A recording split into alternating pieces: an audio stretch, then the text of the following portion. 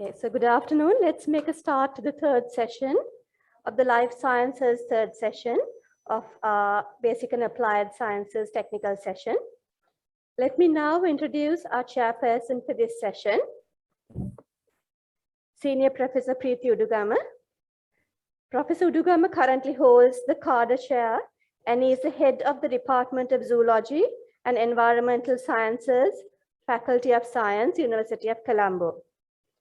The current research focus is based on cures from Sri Lankan traditional medicine to search for potential drug leads tested on in vitro stem cell lines and in vivo vista rat models. As a woman scientist in STEM who indulges in a variable variety of biomedical research interest, she has won numerous awards for her research output. Professor Udagama has a credit to many research publications, a majority in high-impact international journals, numerous local and international research communications, a few book chapters, and a patent. She is also a fellow of the National Academy of Sciences of Sri Lanka. It's an honor to have you, madam, with us today. Over to you, madam. Thank you. Thank you so much, Mirissa. Good afternoon, ladies and gentlemen.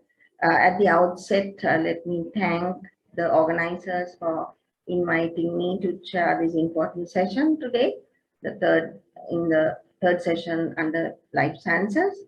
And I would especially like to thank Dr. Kalpa Samarapon for the invitation invited Kalpa.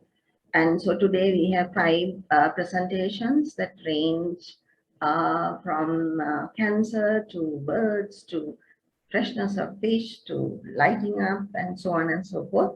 So I would like to remind the presenters that you are allocated 12 minutes and you will be given a prompt at 10 minutes and then another one at 12 minutes. And 3 minutes will be allotted for each presentation to be discussed or questions to be asked. So I would like to invite those in the audience to post your questions either verbally or to put them in the chat box. So without much ado, let us start this session, and let me introduce the first paper. The paper is titled Bayesian Secondary Structure Assignment of Human Activating Signal Co-integrator 1 Complex, Subunit 2, Structural Architecture for Somatic Cancer Prophylaxis and Therapy, authored by S. Suthaharan, R. Balakumar, and S. Mohan. Now I understand that they are from the University of Jaffna, and there is a power cut, so a video will be played based on this, the abstract. So over to you.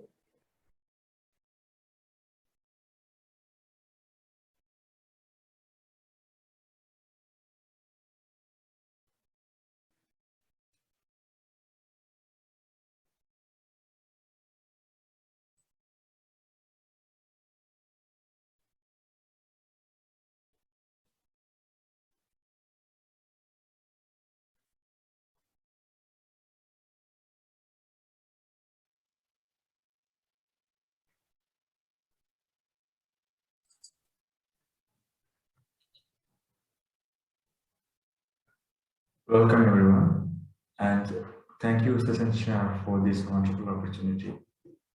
Today, I take this phase to present on Bayesian secondary structure assignment of human activating signal co-integrator 1, complex subunit 2, we abbreviate by ASCC2, in structural architecture of somatic cancer prophylaxis and therapy. So presenting you is myself, Suthaharan from Department of Chemistry. Joining with me are the co-authors, Balakumar from Department of Chemistry, University of Jaffna, and Sangeetana Morgan from Faculty of Medicine, University of Colombo.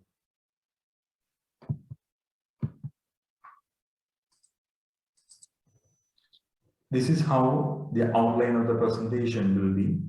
We will look onto through introduction of the research concept and the objectives.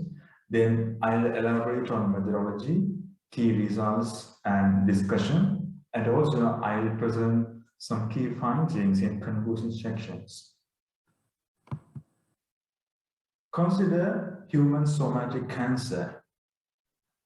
And for example, if you consider the cancer varieties like breast cancer or lung cancer, basically these somatic cancer mutations are widely studied as the pathological hallmarks in medicine.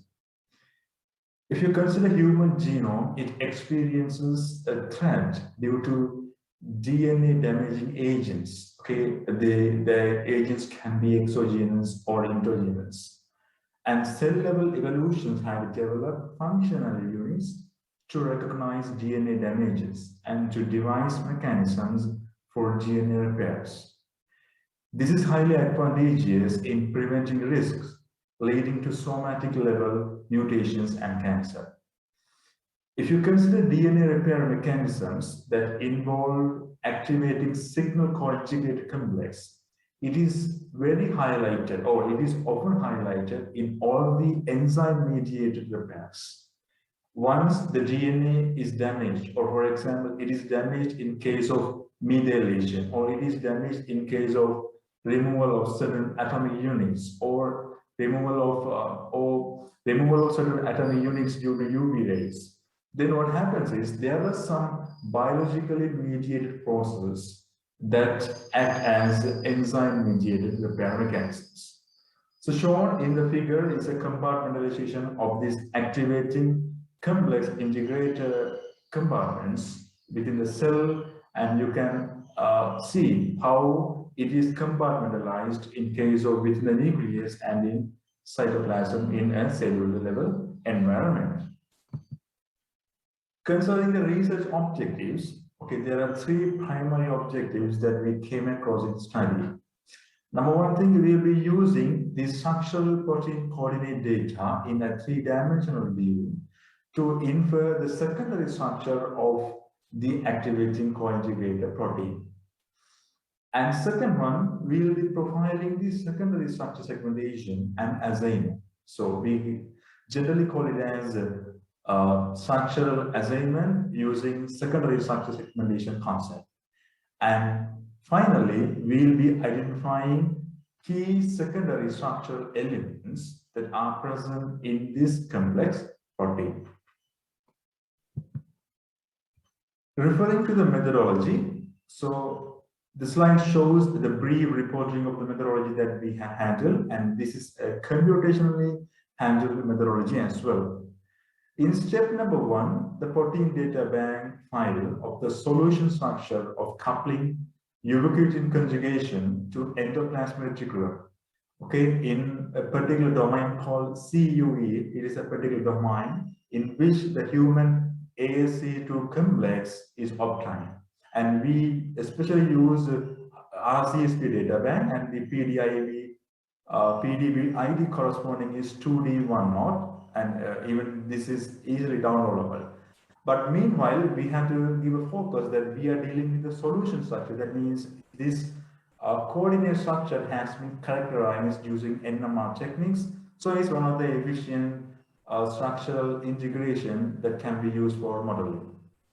And second, once a protein is retrieved, we assess the stereochemical quality of the protein using Ramachandran's statistical plot validation technique.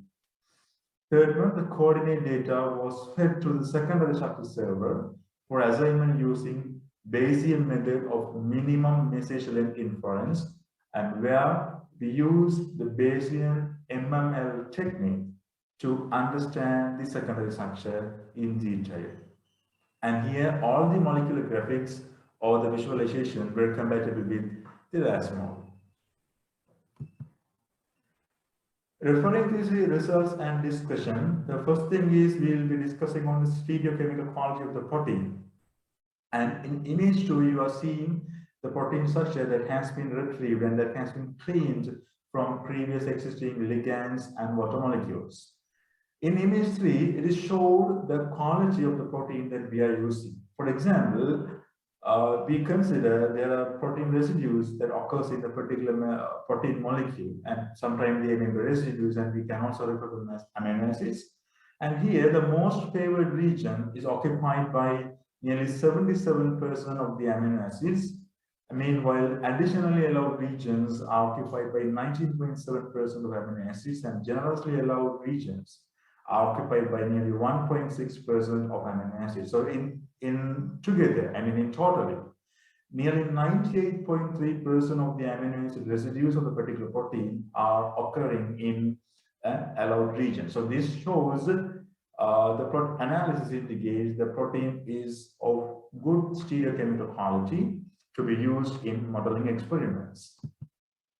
And concerning the secondary structural assignment and segmentation using the Bayesian minimum message length reference mechanism, we have chosen this method, number one, to identify the sequence characters, especially in secondary sequence structure and secondary structure segments. If you consider here, you can see mostly the right-hand helix type we identified is an H type is occurring the most secondary structure segment or secondary structure elements that occurs in this protein structure. So this is one of the key findings. And in addition, we have considered some residual analysis. Okay, for example, considering the starting residue in valine 112 leucine 24, there are 14 residues, and in 14 residues of type, they correspond to H type.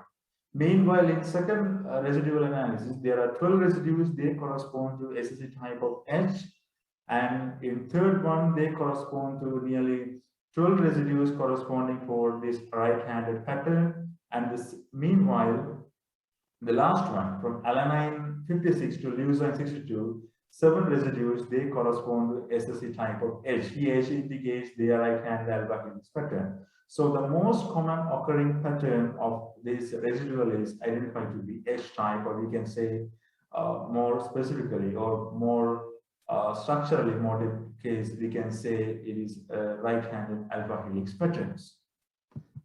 So referring to these studies, we have devised key conclusions where the Bayesian method of minimum message length is used to profile secondary structure assignment, segmentation, and hence structural elements in secondary perturbation have been identified. The Bayesian method is chosen because it has a statistical favor where it gives structural assignment even on lower resolution data. For example, even though NMR coordinates data that are highly efficient, okay, the resolution is quite a bit lower when you compare for X-ray crystallographic data. So that's why we use this method. And if you consider the right-handed alpha helix type, it is a frequently occurring sequence. It's a frequently occurring motif in the sequence.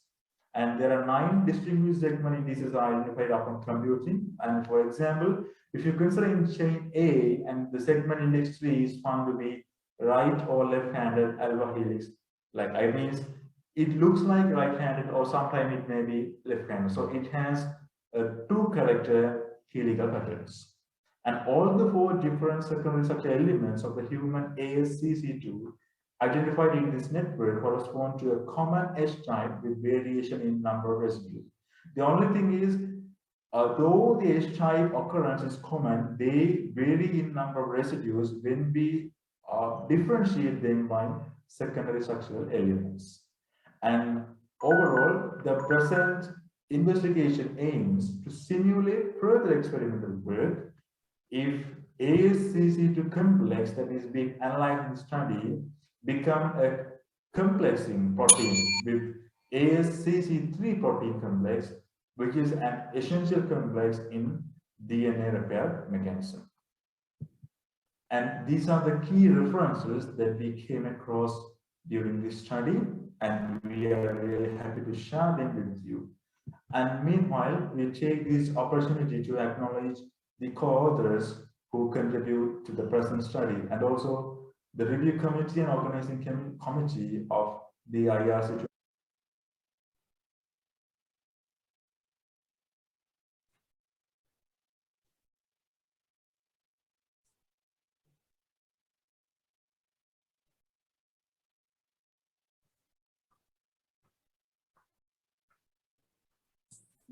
Sorry.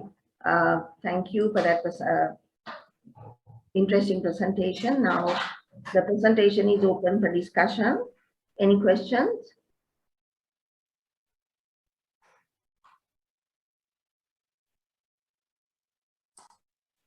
Can I pose a question?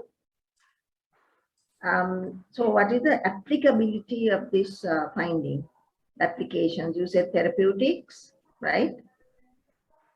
Thank you, Professor. First, I would like to apologize for not being able to join you. That's all right. That's all right. Okay. So the basic applicability is that we are trying to find in case of the somatic cancers, the treatments are under development in one case, but the level is molecular mechanisms are not yet solved. So the main thing that we have identified was a protein complex like ASSC2 and the complex with ASSC3. And there what happens is, though the complex structure data has been fully studied experimentally, the individual protein has not been characterized in secondary structural elements. So the main finding is to show light on the protein ASCC2. We deploy the architecture of how it is arranged in 3D space, and that will help the experimental chemist to identify small drug molecules. When they are designing drug molecules, that will help. They can find the potential targets. But for a more convenient finding, we might need to study the complex one when ASSC2 is joined with ASSC3. Yeah. This molecule is ubiquitous for all cancers, is it? Sorry? Is it common for all cancers? This type of complex is not much observed in common thing, but it has been widely observed in the cancer condition that arise in kidney line cells, especially it has been observed there. Okay, thank you. I think the question time is up and I think we have to move on. So let me invite the next speaker. So the second presentation is titled Variation in Avifauna.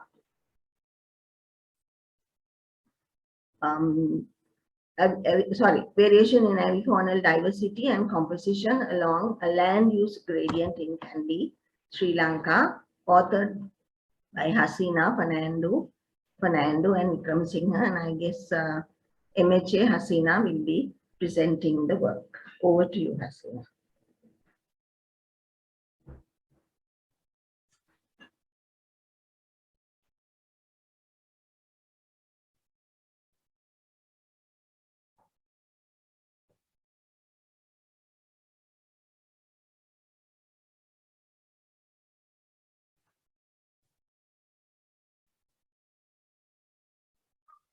Madam, can you hear me?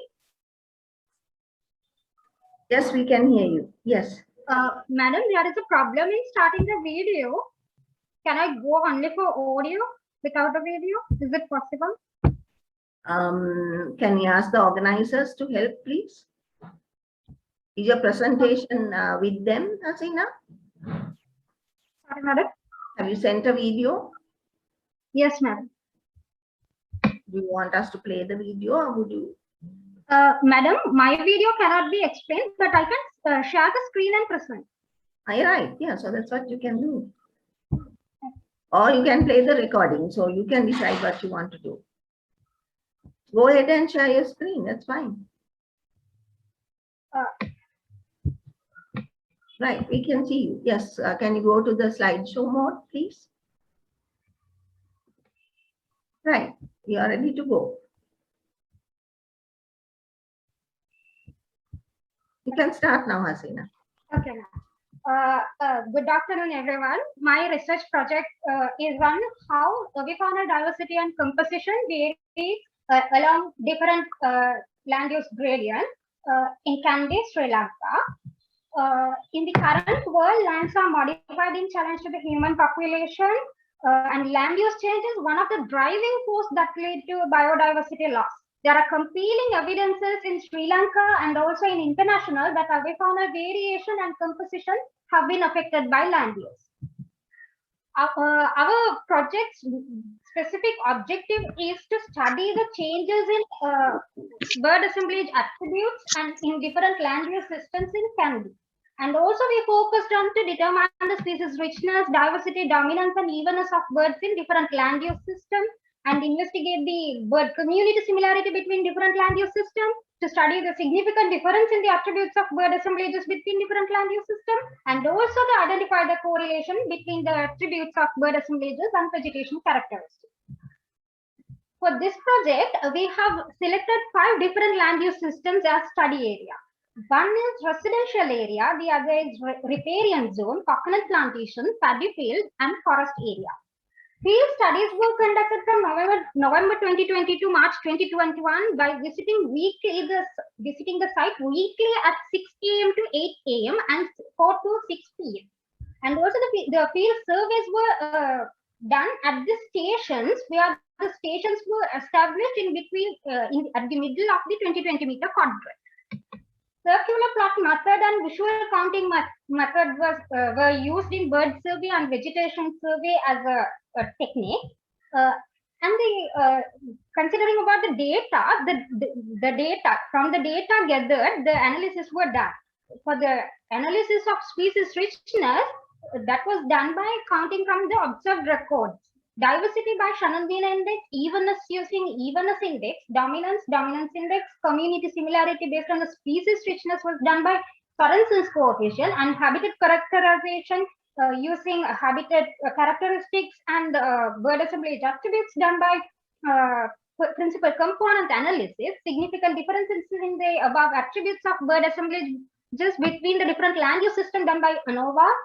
The correlations between the attributes of bird assemblages and vegetation characteristics done by Pearson correlation. According to the results we got from this project, a total of 28 bird species that belongs to 22 families were identified in all 5 land use systems. Forest area is the land use system that is encountered for highest species richness and highest number of birds families, while the coconut plantation encountered for lowest, and also the riparian zone encountered for lowest number of bird families. Considering the abundance of birds, large-billed crow is the most abundant species that has been recorded in the residential area and riparian zone, and also the coconut plantation encountered for common myna, paddy field, and forest area for white-rumped munia are encountered as most abundant species. Other than that, large-billed crow, common myna, yellow-billed babbler, white-rumped munia are the bird species that are commonly observed in all the 5 land use systems. Talking about bird assemblage attributes of the land use systems, under the abundance of birds per day, residential area covers a highest percentage of abundance of birds per day, while the riparian and coconut plantation having a lowest percentage and sharing an equal percentage as well. According to the results of biodiversity indices, paddy field has the highest bird diversity, while the riparian zone having the lowest, and evenness means the distribution of birds having the is highest in the coconut plantation, while lowest in the residential area. And also birds are highly dominated in the paddy field in contrast to the coconut plantation. According to the PCA analysis, principal component analysis, we can see that residential area, paddy field, and the forest area are distinct from each other. This can be seen in the figure here.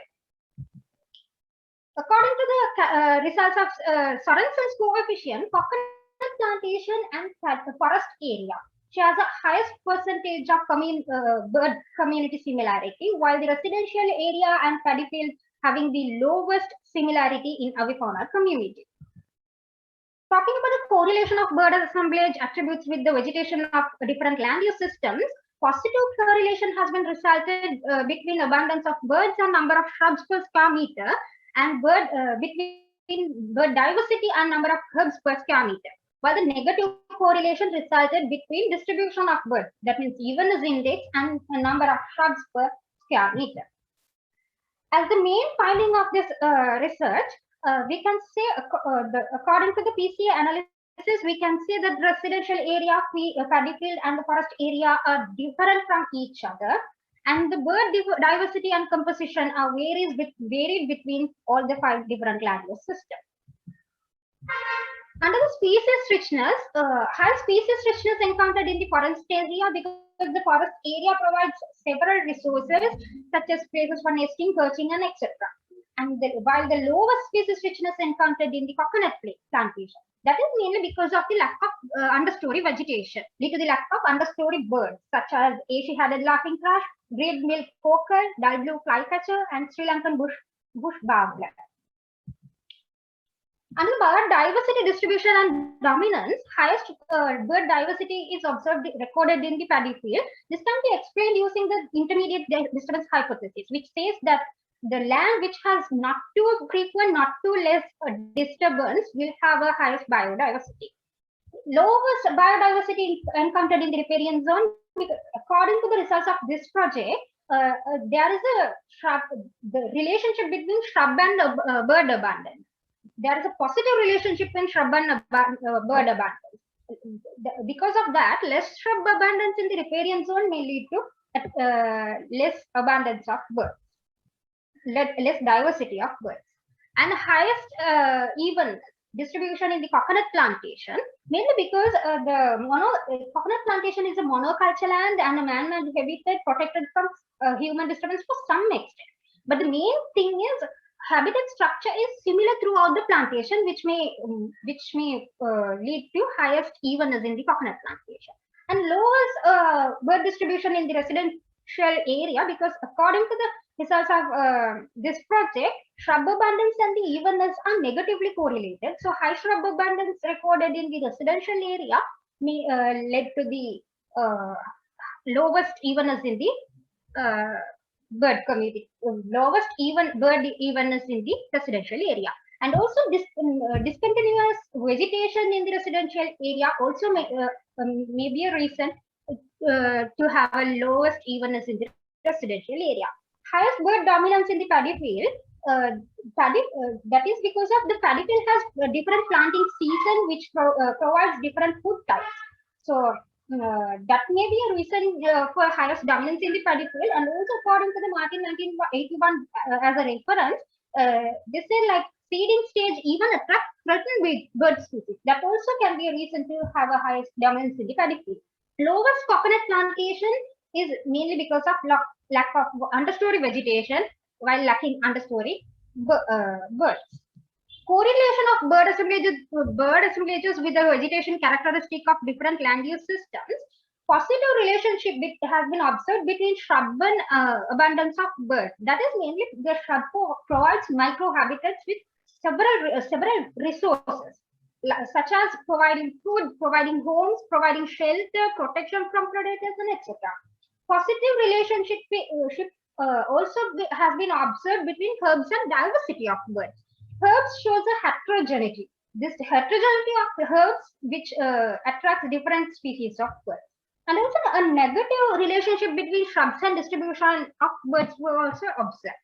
That is, according to the mains 2019 as a reference, a discontinuity of shrubs, the shrubs scatter the birds within the habitat, that may be a reason to have a negative relationship between them. As a conclusion of this study, I say that birds are influenced by land use systems, and bird assemblage attributes are significantly different between different land use systems. And also the abundance, diversity, and evenness of birds have a strong relationship with the vegetation characteristics of the land use system. The paddy field and the coconut plantation which are moderately disturbed, having a high biodiversity. This is well supported by the intermediate disturbance hypothesis, which says that the land not too frequent and not too less disturbed will have high biodiversity. Because of the growth of human population, the impact of land use systems are high. Therefore, it is must take steps to conserve habitats and birds.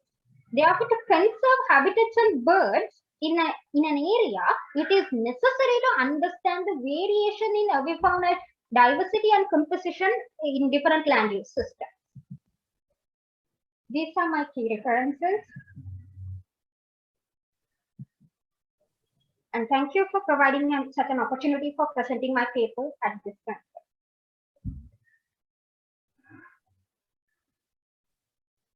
Thank you, Haseena. Thank you. That was very interesting, and you have put in a lot of work. So congratulations.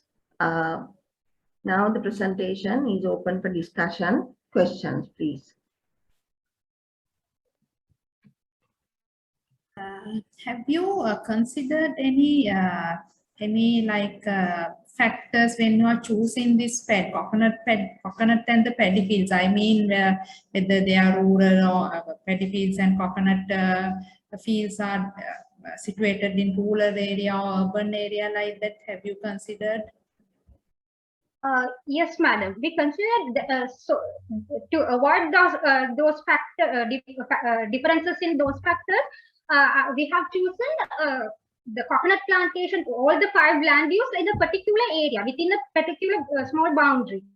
So there won't be different, no such factor differences. And also to avoid climate factors, differences in climate factors, we have chosen within a specific boundary. This is just like a rural area developing into a town. Area is such as a rural area developing into a town. So all the 5 land use systems based on that, like is on that area. One more question.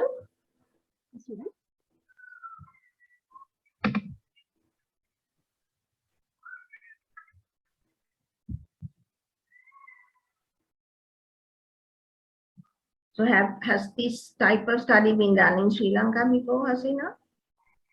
There are several, madam. There are several, madam. But the thing is, they have compared different land use, like disturbed and natural, such as. Like for an example, in Kadalkala, Negombo, they have compared the natural habitat and the disturbed habitat. So therefore, for a change, I have chosen 5 different land use systems. Right. So the anthropogenic interactions also matter, right? Human, yes. Yeah. Right. I think we should move on now. Thank you very much, Haseena.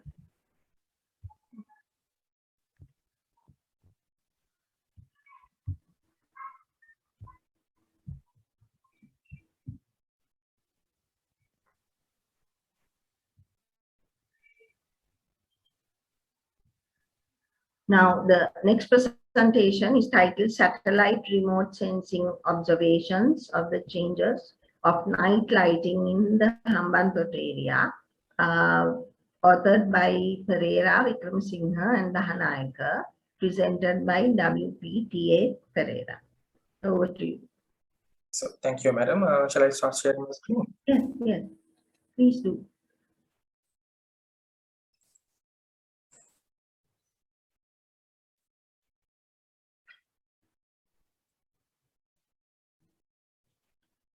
Slideshow mode, please. Okay, hope all everybody can see my screen now. Right, go ahead. Okay, good afternoon, everyone. I'm Perera, and the topic of our study is satellite remote sensing observations of the change of night lighting in Hambantota area. So this is not a topic which we have discussed a lot about in the local context. So first of all, let's see what light pollution is. So light pollution, we can define this term light pollution in several ways depending on the field of involvement. Now here we have given the definition considering its impacts on ecosystems and wildlife, since that is going to be the main focus of our study. So this process can happen either through direct illumination or through sky glow effect. Sky glow is a process where upward directed light emitted from anthropogenic sources reflect back onto the Earth's surface. So through this process, even the only remote areas might experience the impacts of light pollution. So these changes in nighttime light, nighttime light can pose a serious threat to the well-being of humans as well as animals. So these changes can alter the natural behaviors of organisms that are essential for their survival, such as foraging, reproduction, migration, and communication.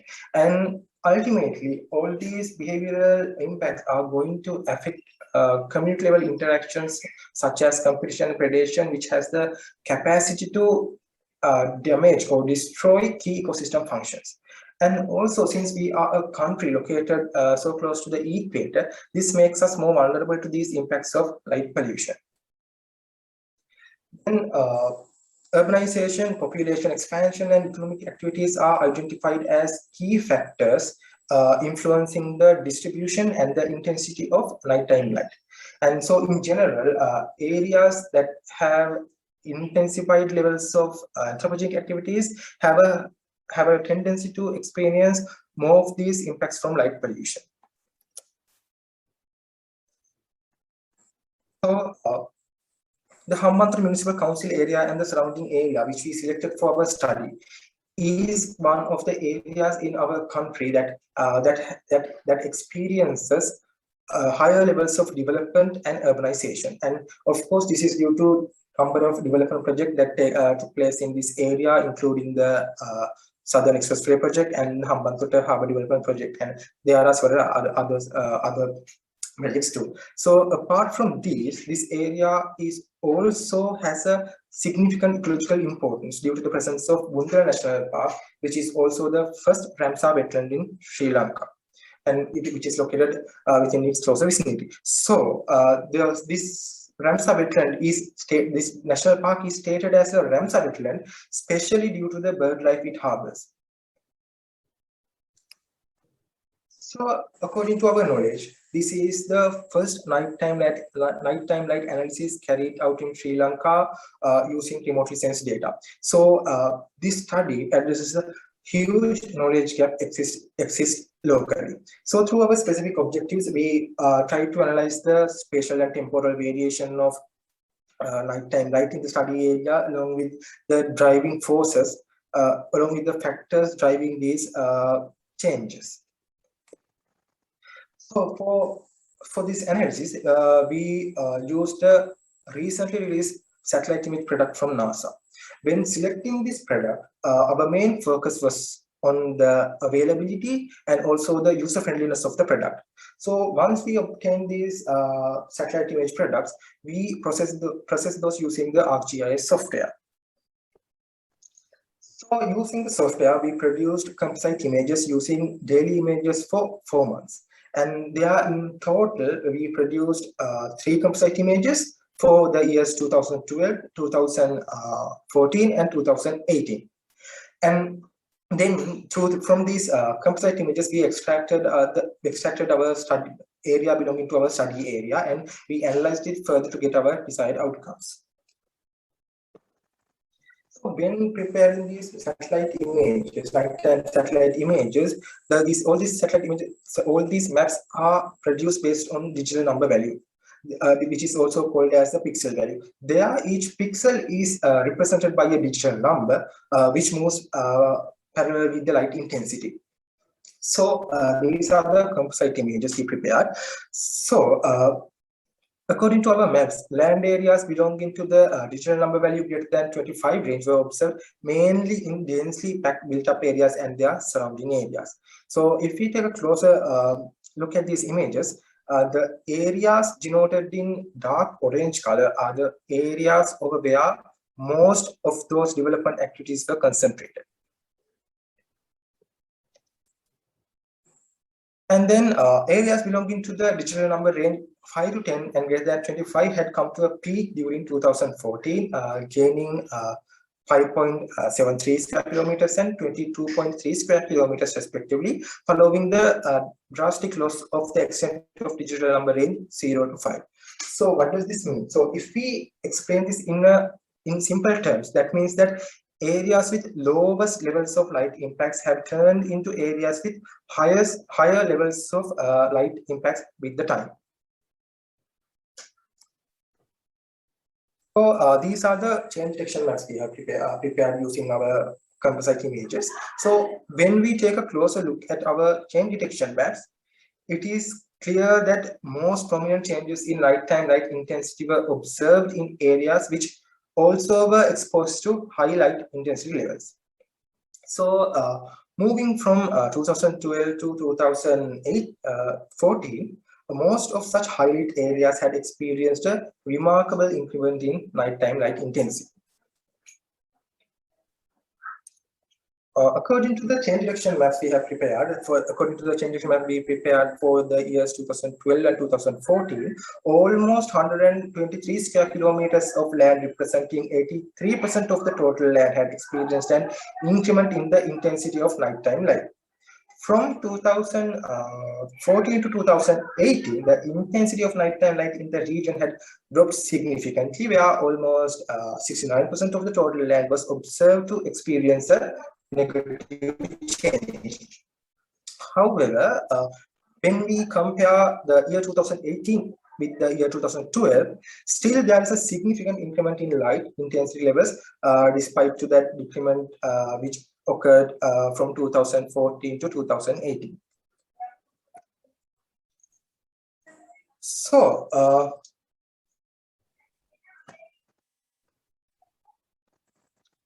so our results provide us evidence to prove that the anthropogenic activities in this area had come to a peak during the year of 2014.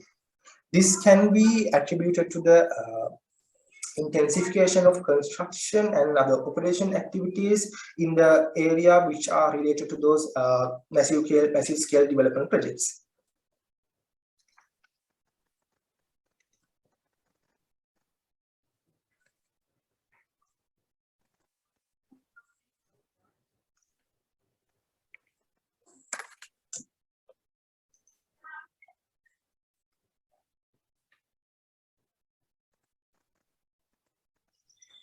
So we identified that it is mainly the establishment of infrastructure facilities that are related to mega scale development projects in the area which has contributed most to the changes of nighttime light. Some such identified impacts are shown to you in this slide, and since most of these, since some of these activities are activities are taking place closer to the Bundra National Park and to the coastal line of this area, there is a huge possibility for these nighttime light changes to generate a significant impact on the wildlife in the area.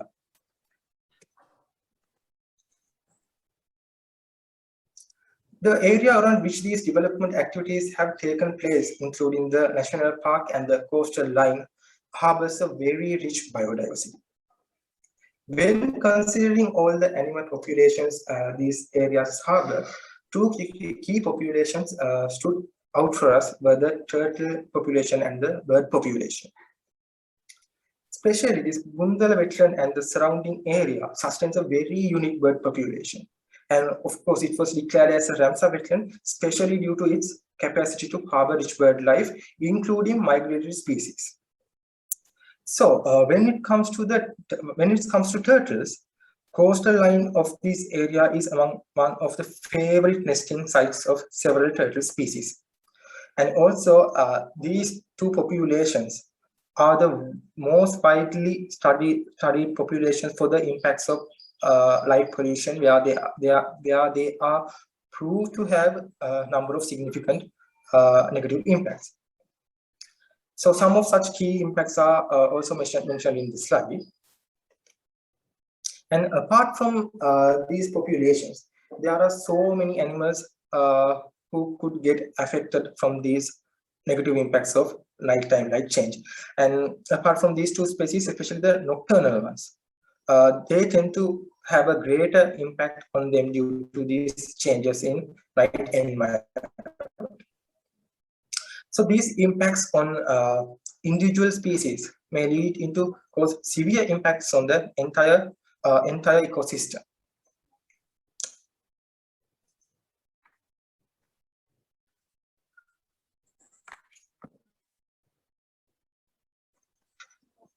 When we carry out development activities or any other kind of activities that brings changes to the land uses and land covers that are naturally existing in a particular area, especially around an ecologically sensitive area.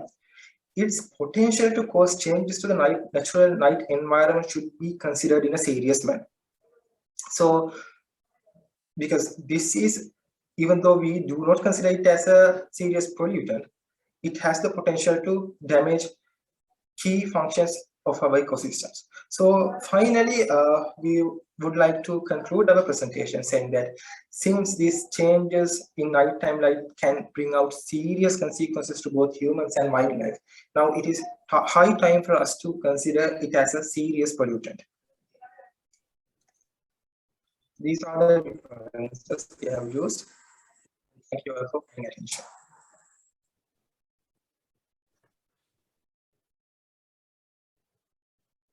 I thank you, Fishery, for that very enlightening and something food for thought for all of us. Any questions?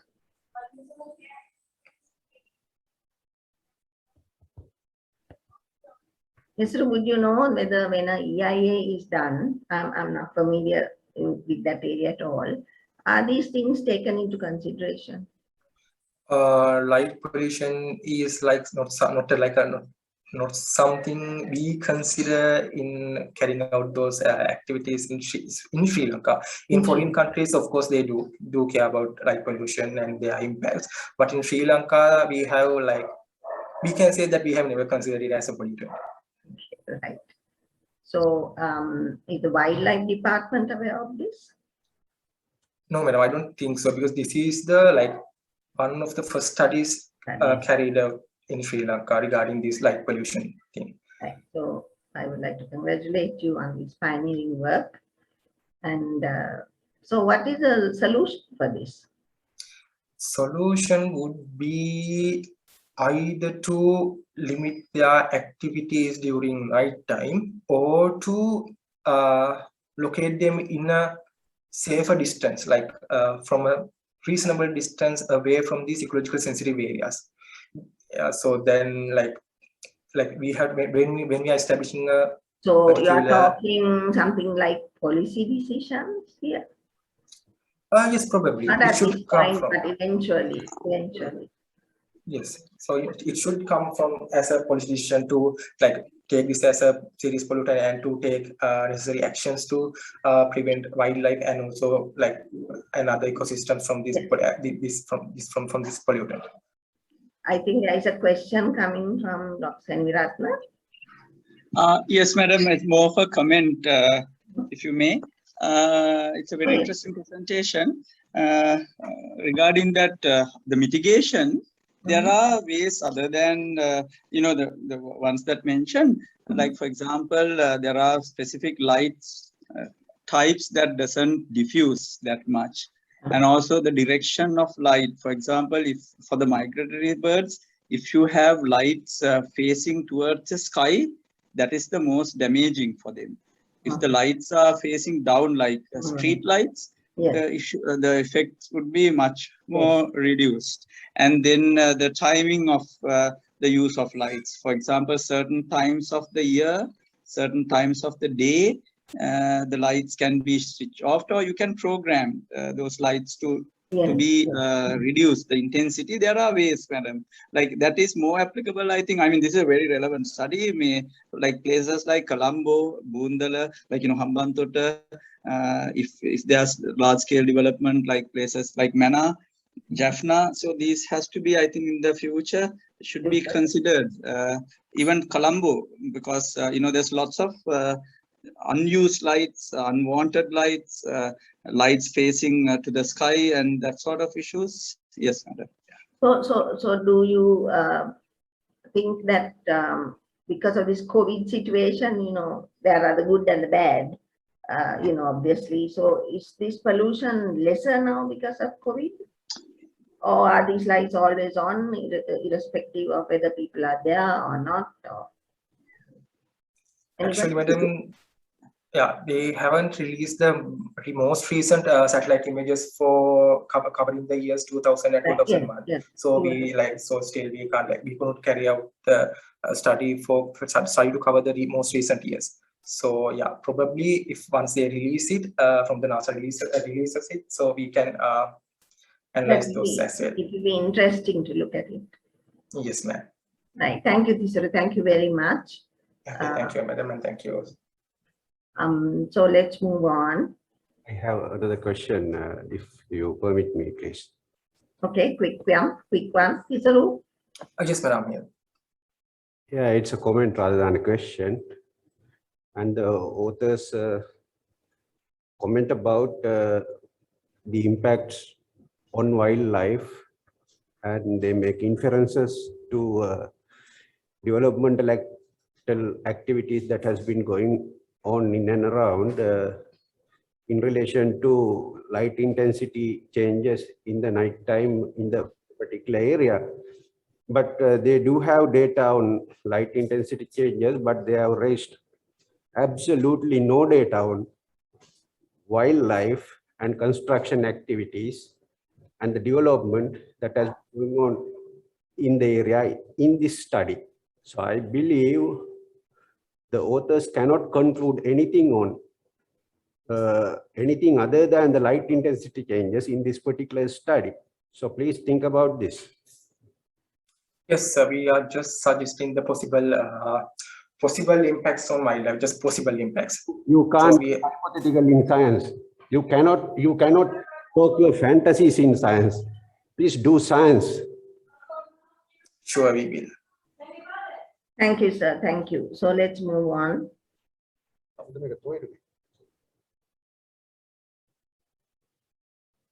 The fourth presentation for this afternoon is on assessment of freshness of skipjack tuna harvested in multi-day boats in Mirissa.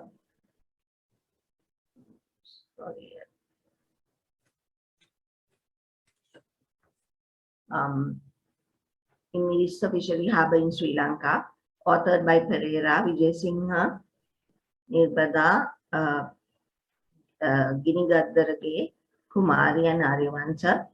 MSA Perera will be presenting the abstract. Over to you.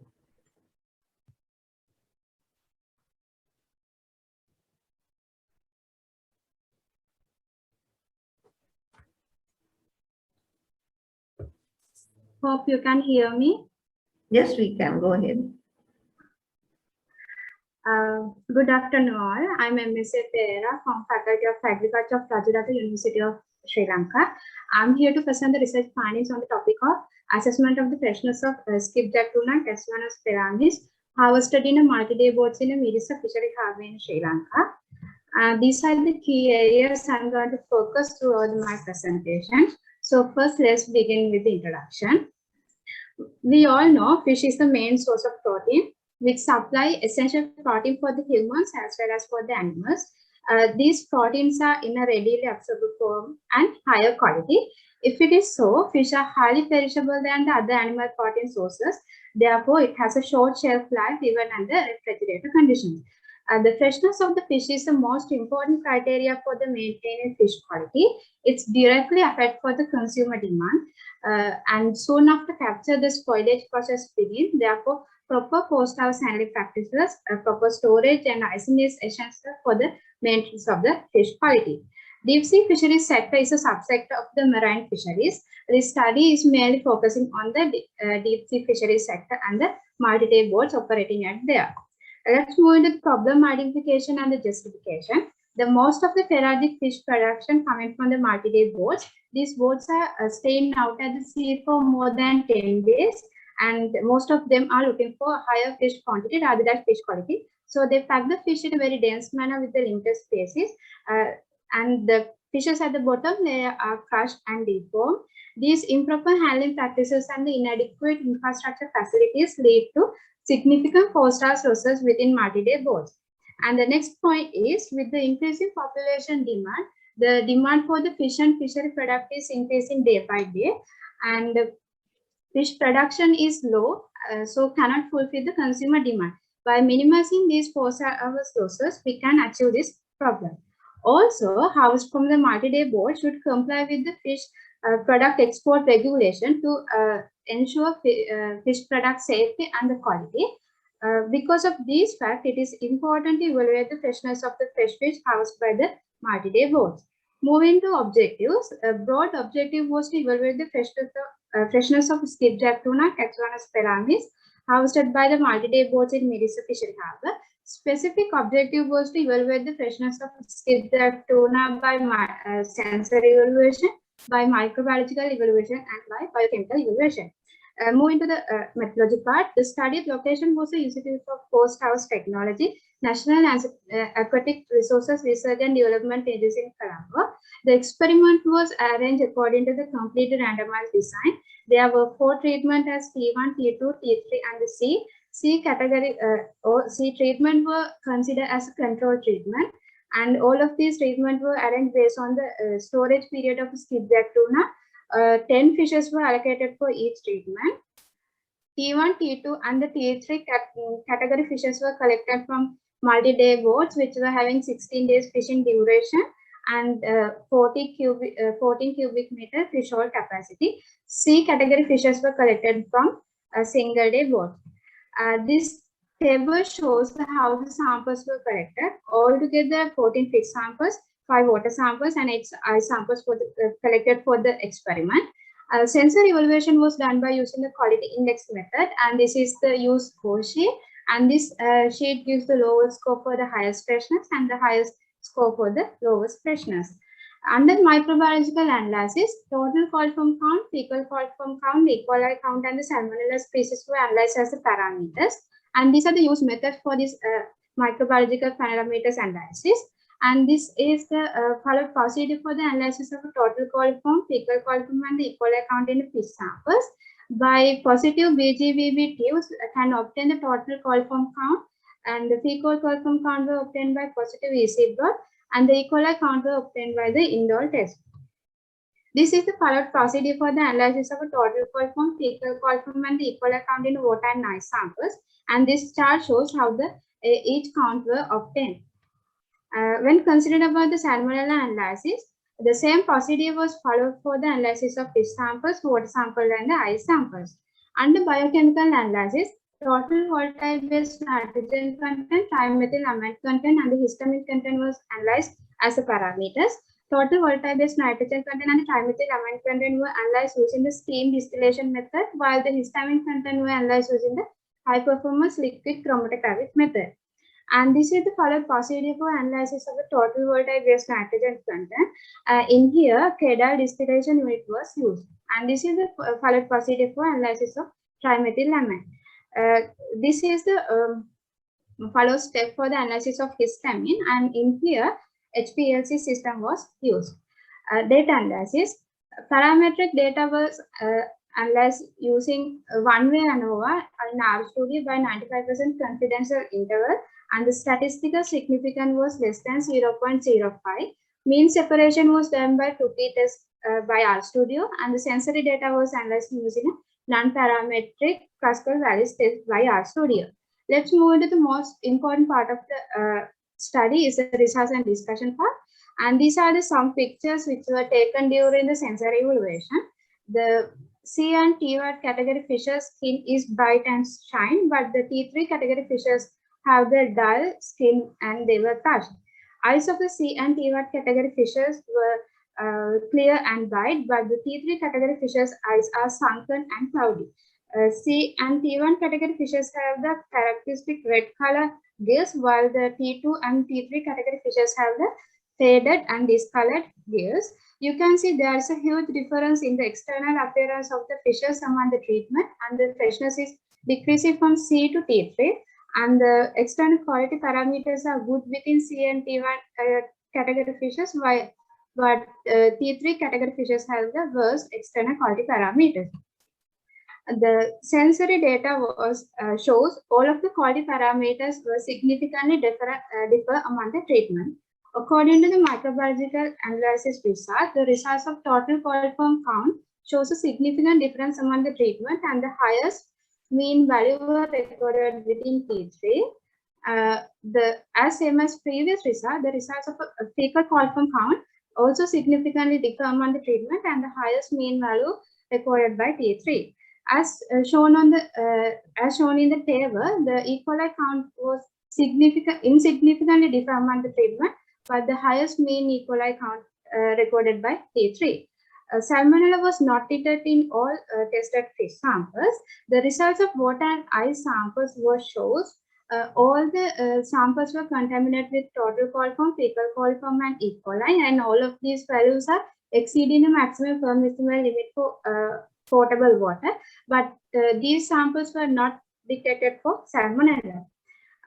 Under the biochemical analysis result, the results of total volatile-based nitrogen content shows a significant difference among the treatment, and there was a highest TVBN mean value within T3, and this value is above the maximum permissible limit.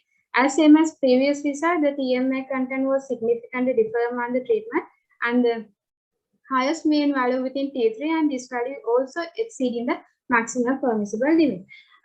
But histamine content results remain below the maximum permissible limit, and there is also a significant difference among the treatment. There were similar findings have been reported by the other researchers, and these are the sum of them. Let's move into the conclusion. The highest freshness was recorded by the fish stored for single day and at 0 to 20 days, and the lowest freshness was recorded by fish stored for 14 to 16 days. And all the tested microbiological and biochemical parameters of fish stored after 14 days were not exceeded the maximum recommended level, and they were shown as acceptable sensory qualities. Although fish stored for 14 to 16 days had the maximum permissible limit exceeded TVB and a TMA value with unacceptable sensory qualities, as well as these fishes' histamine content, total coliform count content, fecal coliform count content, and the E. coli content are much closer to maximum permissible limit. So we can predict these values can be exceed within the distribution channel with time. At the end, we can conclude fish store for 14 days in multi-day boats are suitable for human consumption, but fish stored for 14 to 16 days in multi-day boats are not acceptable for consumption. These are the suggestions. I suggest to adhere proper storage management practices if the fishing duration of the multi-day boat is exceeding the 14 days, and improve the post-harvest handling practices of fishermen, and also should improve the infrastructure facilities of multi-day boats, and suggest to fish should be appropriately handled, cleaned, washed, and cooked before the consumption. Not recommending to wash fish with other utensils using Harbour basin water, because it may lead to cross-contamination of the fish, and there should be measurements taken to make a good quality ice. These are the used references. I wish to acknowledge the help provided by the Department of Animal and Food Sciences of Faculty of Agriculture, Rajarato University of Sri Lanka, and also to Institute of Post-Harvest Technology, National Aquatic Resources Research and Development Agency in Colombo. And this is the end of my presentation, and thank you. I thank you, Amali. That I think it was a very useful study. Now the paper is open for discussion. Just wanted to know, now you have taken 30 samples from 3 different storage conditions, no, 3 different, I mean, sailing conditions, no, in the sea. What about the storage facilities in these 3 different conditions? Are they all like all these 30 samples are using the same storage condition like the ice packing and all? In here we were selected multi-day boats which were having same internal conditions and 16-day fishing duration and the fish hold capacity of 14 cubic meters. Therefore, we are assuming the internal conditions and the storage facilities are same within these multi-day boats. What is the storage temperature? 0 or below 4 Celsius. 4 Celsius. Oh, -20 freezers. These are just chest freezers, like the regular kitchen freezers, right? Do they have like regular refrigerating facilities maintained in their boats? They are store their fishes in separate compartments. The compartment conditions are same within the multi-day boat. Right. Dr. Jayasekara, is there a question or your author? Yeah, I think, Madam, this suggestion, I think you have to include the temperature in your conclusion, because you said the fish store up to 40 days and your conclusion should be more solid, I think. And otherwise you can't say, but you have to explain the particular temperature, then you can store up to 40 days, right? Thank you. Another thing, I think they have this ice packing mechanism to cool the fishes, right? So can we assume that all the boats are having same equal temperature in this condition? Can you assume like that? Normally they are using a crush or flake ice with the 2:1 ratio to store ice in this compartment. So these ice are in below the 4 Celsius and chill conditions up to they are landing to the fishery harbors. Okay. Okay, thank you, Amal. Thank you very much for that interesting presentation. Now we come to the last presentation.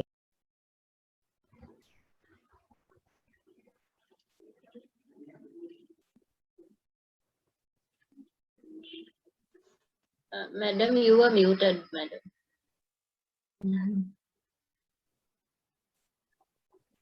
Sorry.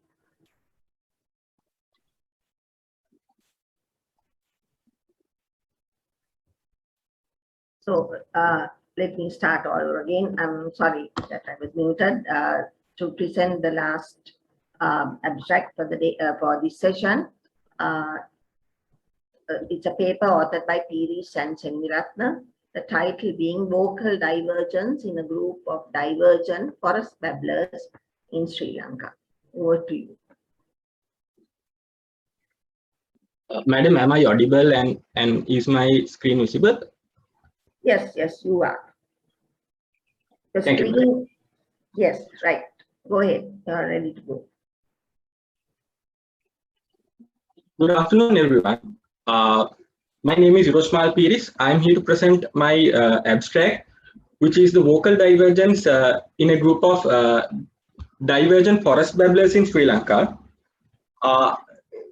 Before going on to my presentation, we all do communicate in some way or form.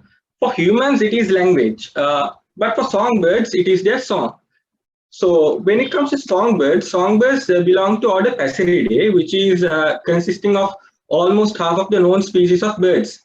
And songbirds belong to suborder Ocyne under order Passeridae.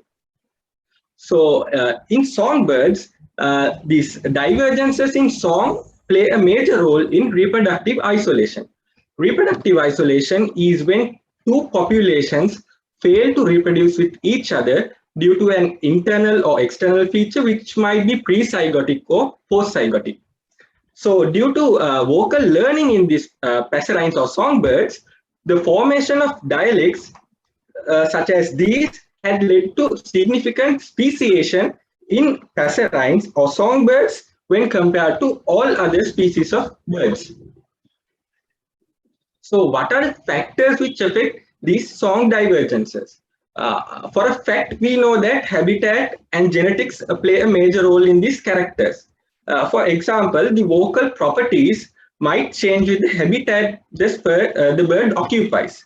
The type of habitat changes with the vegetation of density and amount of it, with scattering, the amount of reverberation. So with those type of factors, the habitat changes. In order to achieve maximum transmission in these habitats, vocal properties are naturally selected. So for example, the vocal properties selected in a savanna type forest might be different from the vocal properties which are selected in a rainforest. So in addition to this, we also know that morphology also plays a role in shaping vocalization. When it comes to the group of concern to this study, babblers belong to 3 families, and there are around 257 species in the world, out of which Sri Lanka has 7 species. Out of the 7 species in Sri Lanka, 4 species are endemic, while the other 3 also has endemic subspecies to them. So this means all the 7 babblers in Sri Lanka are endemic to this island and also are unique to this island. So when it comes to babblers, you have the dark-fronted babbler, the tawny-bellied babbler, Sri Lanka's scimitar babbler, brown-capped babbler, orange-billed babbler, yellow-billed babbler, and the ashy-headed laughing thrush. So the objectives of my study are to determine the vocal divergence within these babblers by constructing ancestral state vocal reconstruction. That means we identify or see how these vocal divergences have occurred through evolutionary time. The second one is this by using the reconstructed vocal phylogeny to assess how ecology and morphology will shape vocalization in babblers. The hypothesis of my hypothesis for my study is that the isolation, geology, and climate of Sri Lanka had resulted in vocal divergence, which in return has contributed to phylogenetic divergence. So what we did first was getting vocal recordings. We did that by using unidirectional microphones such as this parabolic microphone, or using omnidirectional microphones such as this shotgun microphone. We also obtained pre-existing recordings from the Laboratory of Molecular Ecology and Evolution from University of Colombo, and also from online sound archives such as Macaulay Library, Sino-Canto, and Avocet to increase our sample numbers. Then we carried out the vocal analysis. To carry out the vocal analysis, we have to categorize these vocal phrases into homologous vocal traits. Homologous vocal traits are shared among all the 7 species. To find out these homologous vocal traits, we use 3 characters: similarity, relative position, the fine structure, and the continuity through intermediate forms. So if some of these characters are not shared by all the 7 species, we give these unique characters importance through absence or presence basis. That means basically we consider them as discrete characters. The measurements of these vocal characters were obtained using Raven Pro 1.6, which was given by Cornell Lab of Ornithology. And we measured 20 characters for this analysis, including 6 frequency characters, 4 temporal characters, and 10 syllable characters for the vocalization. These are the phrases used for my study for the 7 species. As I have shown, the capital H indicates the head syllable for the phrase, while the capital T denotes the tail section for the phrase. Next, we scored these acoustic characters. How we do scoring is by making these continuous characters into discrete character states. We do that by making a 95% confidence interval graph and dividing the non-overlapping regions into character states such as 0, 1, and 2. The character states or the character distribution such as this vocal flexibility, which did not have these non-overlapping states, were excluded from the study. Then after that, we built a character matrix using these character states that we obtained. This is the vocal matrix that we built. As you can see, Dumetia hyperithra, or the tawny-bellied babbler, which is the most primitive species in the phylogeny, was given 0 character states in wherever possible, except for character 13, where tawny-bellied babbler showed an intermediate form. Next, we constructed the molecular phylogeny. We constructed the molecular phylogeny using maximum likelihood method using ND2 gene sequences. ND2 gene is around 1041 base pairs. Out of that, we used 645 base pairs for the study, and the outgroup gene sequences were obtained from the GenBank. The aligning and the tree building was carried out using Mega10, and Tamurale model along with 10,000 bootstraps were used for the study. This is the molecular phylogeny obtained. As you can see, there is the outgroup. You have the family Timalidae. you have the family Pelorinidae and family Lathrochidae grouped together. So this phylogeny agrees with the previous phylogenies obtained for the taxonomy of babblers. Next, we constructed the vocal phylogeny. This vocal phylogeny was constructed using the character matrix that we obtained and inserting it to Mesquite 3.6.1 combined with PAUP4 command prompt version, which combined together using Zephyr package 3.11.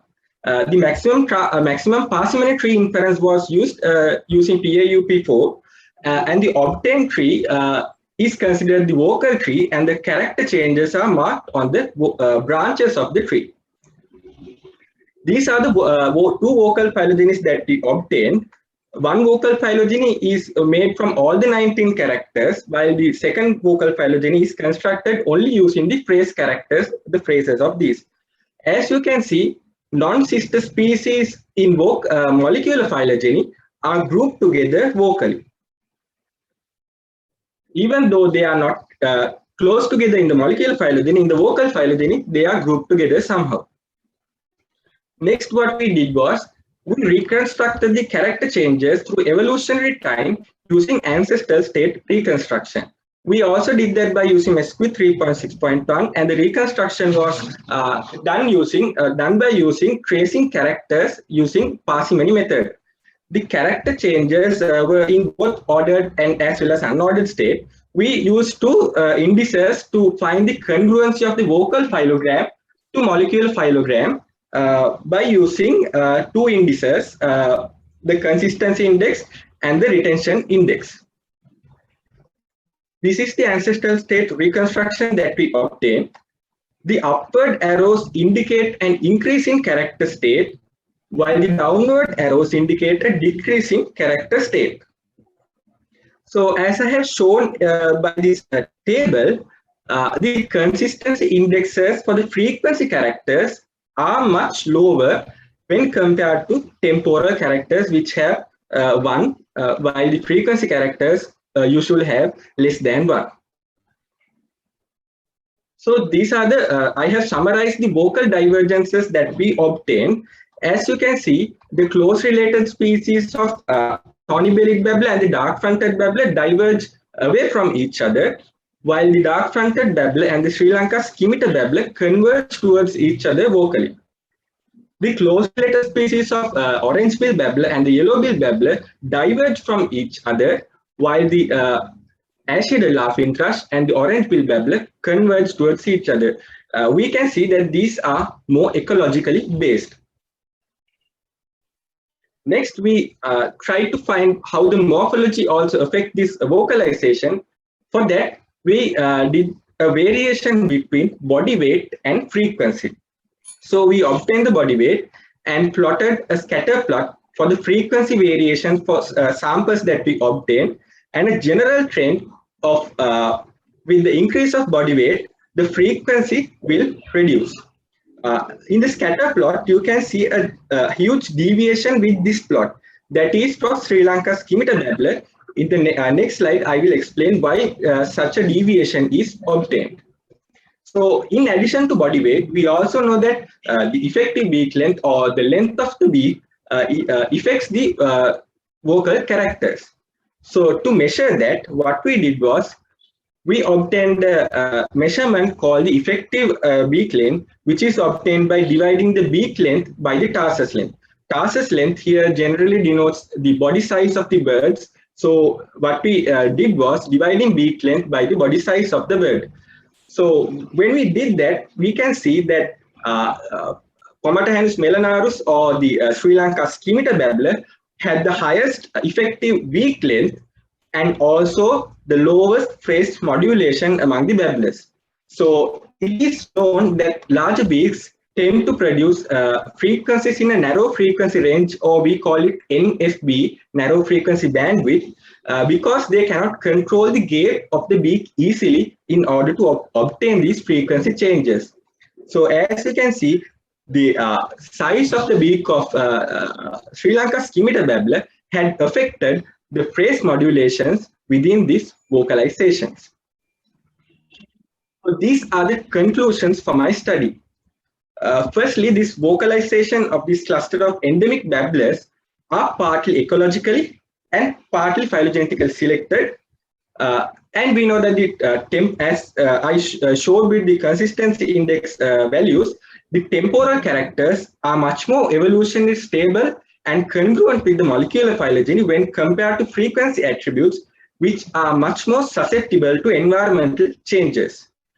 And we also found out that the body size and bill morphology had influenced the frequency attributes and the syllable flexibility in the vocal repertoire. These are my key references. I would like to thank the following individuals and organizations for the help that they gave in completion of this research. Thank you. Thank you, Hiroshima. That was a fascinating study, for someone like me who is a lab rat, all these field things and all the phylogeny and all these new things that your lab is doing is very fascinating. Now, this hypothesis, was it accepted here, or what? I'm sorry, I can't remember what the hypothesis was. The hypothesis was that the isolation, geology, and climate of Sri Lanka had influenced this vocal divergence and influenced endemicity. Right. So what it is confirmed because we see that the habitat had influenced this vocalization characters within this group of babblers. So this, in result, what this habitat would mean is that when Sri Lanka got isolated from India in evolutionary context, even though we consider that Sri Lankan babblers as a subset of Indian population, they diverged from each other and from each other even within this country due to this habitat utilization as well as these morphological changes which happened around them. Also geographical isolation, right? Yeah. It became an island, yes? Yes. So now from here, what more can we do? You have to take this forward. So now when we consider the evolutionary context of such studies, this is the first one which is done for birds and for any type of animal in Sri Lanka. Research was carried out for frogs, I think, which was not related to this. But this type of ancestral state reconstruction or evolutionary changes is firstly done here. So one major thing that we observe is Sri Lanka has high endemicity. Even for Avifauna, Sri Lanka has the highest endemicity in the South Asian region, even though we are a small island. So finding out what affects this endemicity might answer the question of why we find how much or this percentage of endemic species in this country. And also in conservation context, we might also see that how these habitat utilizations might affect the reproductive success of these birds. So if we are to demarcate an area for conservation, such as for this Avifauna specifically, which we haven't done, if we are doing in the future, we might need to consider about this vocalization in order for their survival in these conservation areas. Thank you, Hiroshima. I get the sound of babblers who come to my garden. They're really, really noisy. Anyway, the science of it is very interesting and fascinating. So thank you once again, Hiroshima. Thank you. So we have come to the end of this session.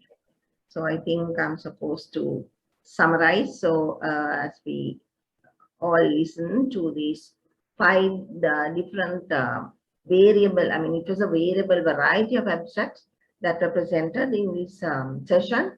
So we went from, we flitted from molecules associated with cancer with a view to therapeutics and to variation in the bird diversity along a land use gradient. And then we talked about night lighting as light pollution. And then the freshness of the skipjack tuna, very relevant to us as a fish-eating nation. And then finally, the vocal divergence of the forest babblers and the implications of that. So all in all, I would like to congratulate and all of the presenters and all of the scientific groups who presented these 5 separate presentations. And I would like to wish you all the best in your future endeavors. And it's also very nice to see young people being passionate about science and when they're presenting. So it's something that really strikes me. You know, you have to have 1000% passion and 2000% commitment in research. So it was really nice being here this afternoon. Thank you very much once again for the invitation.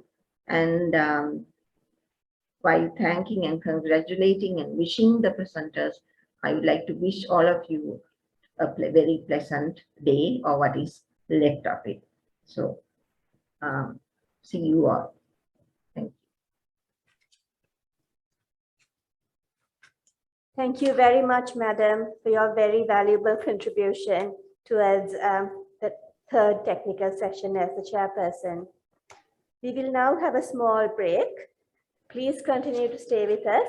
We'll start the final session by 3 p.m. as per schedule. And also, we would like to ask all the abstract presenters to log into the final session, because we'll be announcing the winners at the end of the final session.